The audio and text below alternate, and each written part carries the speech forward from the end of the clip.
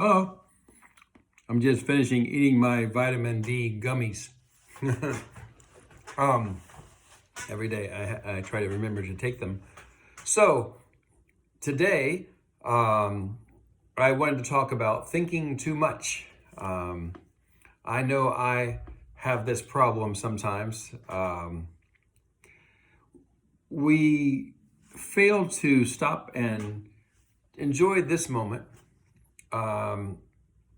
Oftentimes when we're talking about anxiety, which is why we're here on this channel, anxiety and tinnitus and how these two things are linked together, a lot of times we really get stuck in thinking too much about my life has changed now. I'm never going to be the same. This noise is too loud. And we have this repetitive thinking. We're always thinking too much about the same thing again and again. And if you stop and think about it, you don't need to think about it. I know maybe you feel you must think about it because the sound is loud, that sort of thing. But you don't need to think about it. There are other things that you can think about, and it would be fine if you did that. So I just want to make that connection in your mind that it's okay to think about other things besides the tinnitus. Maybe it's difficult, but it's okay to do that, right? We can agree on that. Yeah. So just kind of making that statement, I give myself permission to think about other things.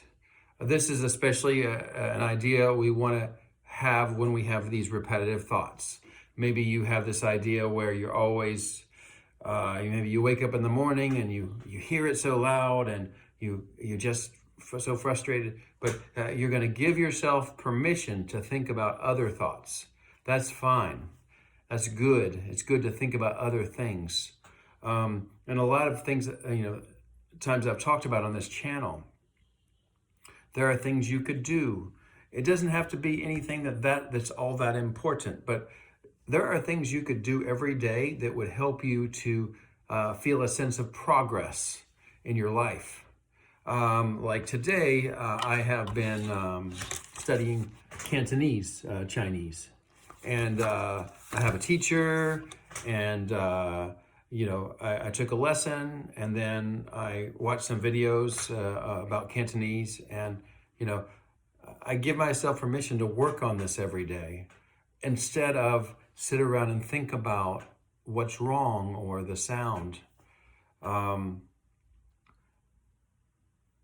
Honestly, I just thought about it. It's pretty quiet right now. There's no fans running. There's no air purifier. But I've just gotten to the point where I've given my brain permission to not think about the tinnitus anymore. But trying to not think about something. I'm not going to think about how anxious I am about the sound right now. That doesn't really work. So you give yourself permission to think about something else. And I've mentioned all kinds of things. You could dance, you could sing a song, you could read a book, you could write something, you could study a language, talk to your friend, you do yoga. There's so many things you could do, draw, that you can give yourself permission to do that, and that would be superior. That would be better than thinking again and again about this sound. Because as we talked about on some previous videos, our brain is so good at creating a neural network, just all the nerves, just say the ability to write. Your brain had to learn how to use that pen to write whatever you're writing. I write Chinese characters a lot. Or maybe, for example, if you have to use chopsticks to eat Chinese food. At first, it was very difficult, but then your brain created a neural network that allowed you to use those chopsticks to eat the food. Maybe you're still not good at it yet. Maybe you should buy some chopsticks. But our brain is really good at creating that neural network that allows us to do something, perform something, speak something, even hear something. draw something, play the piano. We create a neural network that allows us to do that. Our brain is fantastic at doing that. Those nerves just grow, the signals get created, and we can do these wonderful things, sometimes amazing things. But our brain is also really good at saying, I hear the tinnitus. And it'll get really good at hearing that. Always thinking about it, always thinking about the tinnitus. It gets really good at that.